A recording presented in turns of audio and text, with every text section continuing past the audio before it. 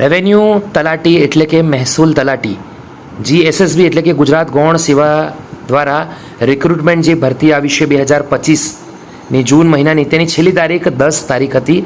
એ તમામ મિત્રોને ખબર છે, પરંતુ ગુજરાત સરકાર દ્વારા અથવા તો GSSB દ્વારા ઘણી બધી ક્વેરી આવતા એક મહત્વપૂર્ણ નિર્ણય લેવામાં આવ્યો છે. આ ભરતીના 2 દાડાની મુદત વધારવામાં આવી છે ફી ભરવા અને ફાઇનલી ફોર્મ ભરવા માટે.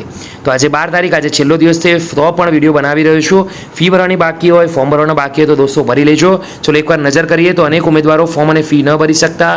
તલાટીની જગ્યા માટે અરજી અને પરીક્ષા ફી ભરવા મુદત પણ વધારાઈ છે. 10 જૂન સુધીમાં 5.42 લાખથી વધુ ફોર્મ ભરાયા છે, એટલે કે લગભગ કહી શકાય 6.5 લાખ.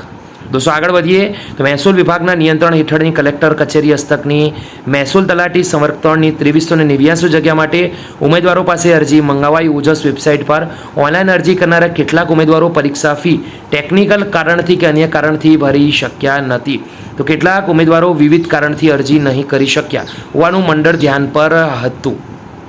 તેથી મંડળ દ્વારા ઉમેદવારોને ઓનલાઈન અરજી કરી શકે, ફી ભરવાની બાકી હોય તો તે ભરી શકે તે માટે સમય મર્યાદા લંબાવવાની જાહેરાત કરાઈ છે.